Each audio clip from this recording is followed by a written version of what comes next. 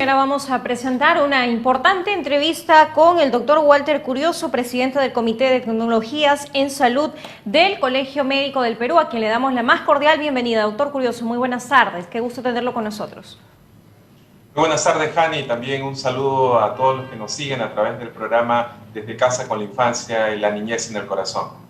El día de hoy vamos a tocar un tema muy importante y que además está en boca de muchos especialistas y de personas, y es que muchos consideran que sería oportuno volver a la cuarentena debido al rebrote de casos de coronavirus en el Perú. Algunos, en todo caso, especialistas han dicho que esta medida no sería buena justamente por el tema de la reactivación económica. Incluso el Premier también ha descartado que eso vaya a pasar. Sin embargo, las medidas tendrían que ser extremas. ¿Usted cree que es recomendable volver a la cuarentena en el Perú, o bueno, en todo caso en Lima, que es donde los casos se han aumentado? Es cierto, Hani, y como sabemos, en realidad, en ausencia de un tratamiento efectivo y hasta que llegue una vacuna que también sea aprobada, que muestre efectividad, tenemos que continuar con el aislamiento y el distanciamiento social. Pero para ello es importante continuar con la cuarentena focalizada. Pero para ello es importante también precisar que necesitamos una intervención integral. Hay diferentes modelos que han funcionado en muchas partes del mundo y que en realidad nosotros debemos continuar con estas medidas, ¿no? Es bien conocido la reactivación económica que también se viene dando, pero es importante mantener algunas consideraciones para que esta cuarentena focalizada sea exitosa. Es decir, debemos tratar en lo posible de estar con proximidad con personas, es decir, mantener la distancia de 1,5 metros, 2 metros por lo menos entre persona a persona. Los eventos públicos también tienen que continuar suspendidos, ya que aumenta la probabilidad de transmisión. Asimismo, todos los centros de trabajo, el cierre de colegios, universidades, etc. Todas estas estrategias, todas estas acciones, en realidad han demostrado que disminuyen el riesgo de contagio. Un reciente estudio en más de 140 países, para ser precisos, en 149 países en todo el mundo, publicado recientemente, ha demostrado que si uno sigue todas estas intervenciones, va a disminuir el riesgo en 13% de contagio contra el COVID-19. Entonces es importante que no solamente se mantengan todas estas estrategias y todas estas acciones de aislamiento temporal, sino también estas intervenciones integrales. Y para esto es importante también el reordenamiento ambiental. Es decir, no podemos seguir nosotros con la misma distribución de ambientes que teníamos en los mercados, en los bancos, en los centros de trabajo, en el transporte urbano, etc. Sino que es importante garantizar condiciones apropiadas para que este distanciamiento se dé de manera adecuada. Asimismo, es fundamental también una vigorosa comunicación social. El Estado debe invertir también y hacer esfuerzos incrementados en comunicar apropiadamente cuáles son estas conductas que van a modificar comportamientos para disminuir el riesgo y sobre todo impulsar todas estas medidas preventivas. Todas estas estrategias y acciones van a permitir finalmente disminuir este riesgo contra el COVID-19. Ahora, doctor Curioso, ¿sería viable que aquí en Lima se haga una cuarentena focalizada distrital? Es decir, en las últimas semanas se han visto que hay algunos distritos que son por ejemplo, los 5 primeros que están encabezando la lista de contagiados: San Juan del Lurigancho, Cercado de Lima, San Martín de Porres, Comas, Callao. En un informe que justamente ha salido el día de hoy en el diario El Comercio, ha demostrado que son los distritos que tienen mayor riesgo de contagio, porque justamente son los lugares donde la gente sale más, se aglomera más en los mercados y demás. ¿Sería posible o viable hacer esta cuarentena focalizada distrital en Lima? Es muy importante el punto que mencionas, porque debemos precozmente determinar cuáles son estos territorios o cuáles son estos distritos que tienen elevada incidencia de casos. Una vez identificados estos distritos o estos territorios, porque pueden ser inclusive áreas colindantes entre dos distritos, por eso hablo de territorios con elevada incidencia de casos, aquí es fundamental identificar esos casos de manera temprana, mediante barridos epidemiológicos, mediante un tratamiento precoz, y para esto es importante hacer también un monitoreo importante de la concentración de oxígeno. Por eso es que también sería una estrategia importante que las personas cuenten con un pulsoxímetro que nos permite detectar el nivel de pulso, porque también está demostrado con estudios inclusive peruanos que el dosar oxígeno y una administración temprana de oxígeno podría mejorar la calidad de vida de los pacientes que tienen COVID-19.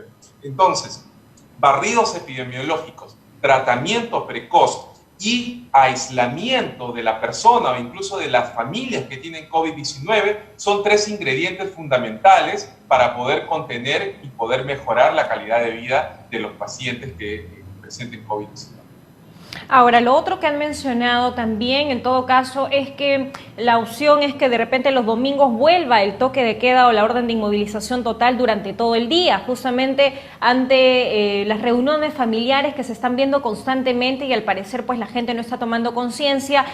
Bueno, estas reuniones normalmente las hacen los sábados, los domingos, donde se concentran justamente estas reuniones sociales. Sería recomendable también retornar a la cuarentena focalizada, o la otra opción también es que de repente se acorte el horario o se alargue el horario de inmovilización social, que desde ahora va desde las 10 de la noche, pero los especialistas están recomendando de repente que empiece a las 8 de la noche o incluso a las 6 de la tarde, como fue en un principio.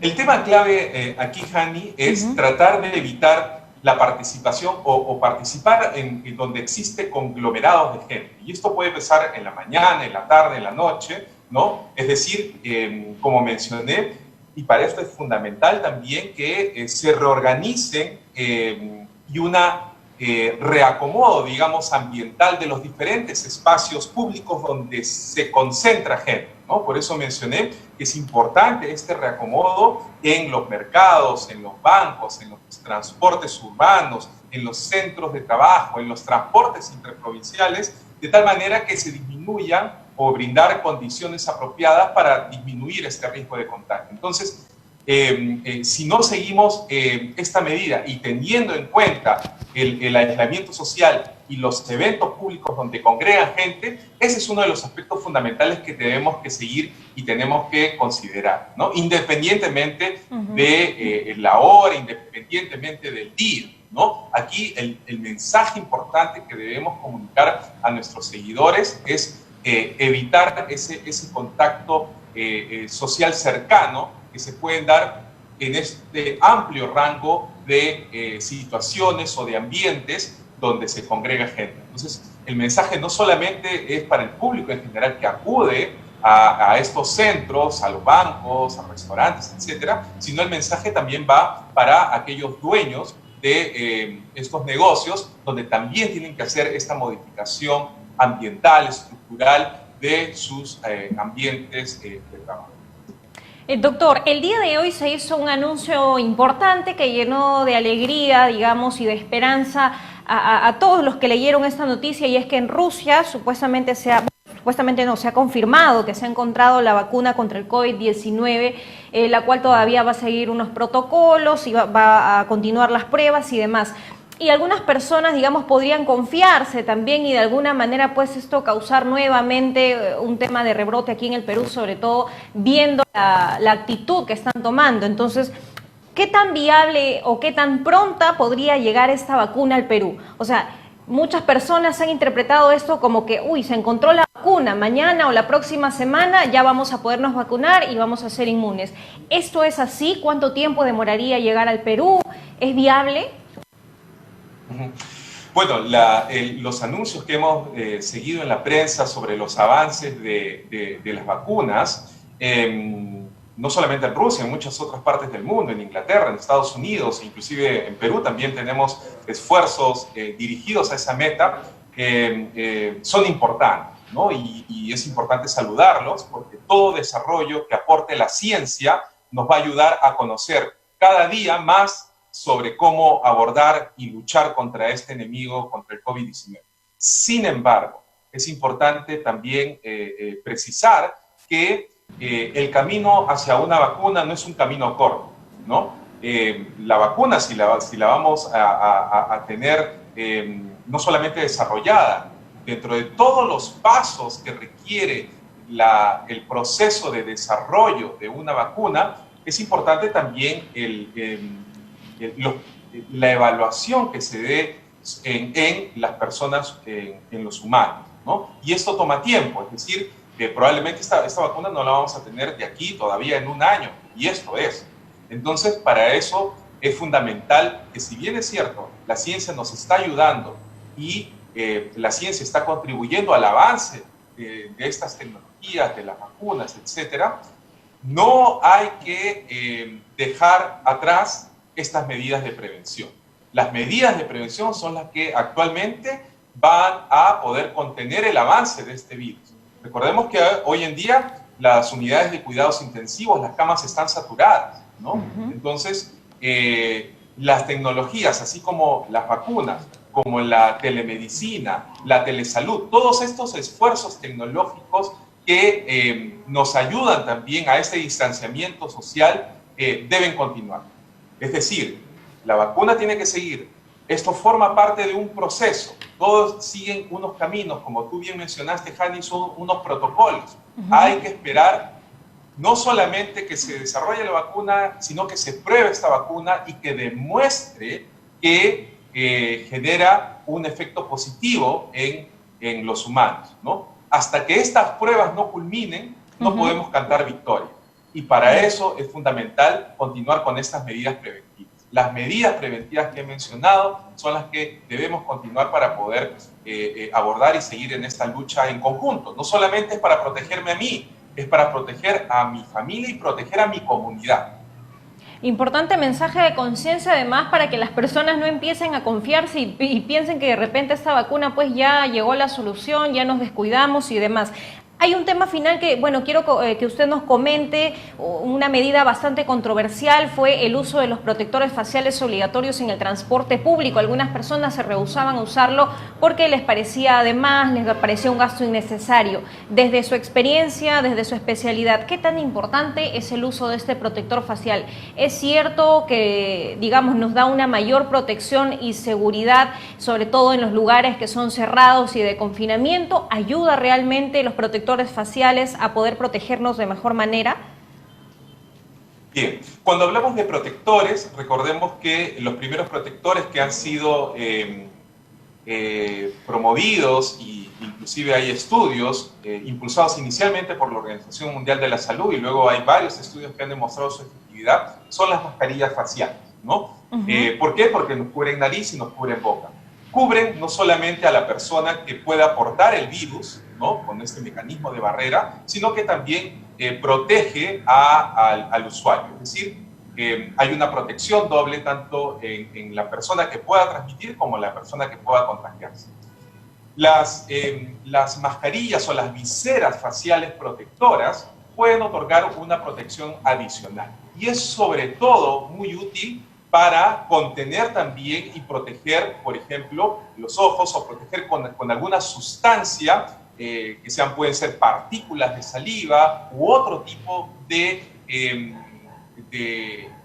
partículas extras o externas que puedan provocar contacto con nuestra piel y que puedan, o con nuestras mucosas, y que a través de nuestras mucosas puedan ingresar a nuestro organismo. Entonces, es fundamental también continuar con estas medidas protectoras. Es decir, la visera protectora no reemplaza tampoco a la mascarilla facial, ¿no? Entonces, en todo caso, habría que complementar con estas dos medidas, que es la mascarilla y la visera facial. Y sobre todo es útil en personas que tienen alto contacto con personas que puedan transmitir el COVID-19, ¿no? Por ejemplo, trabajadores de salud, personal policial, militar, todas estas personas tendrían que utilizar esta doble protección. Doctor Walter, muchísimas gracias por su valioso aporte que nos ha dado el día de hoy. Hemos hablado de temas muy importantes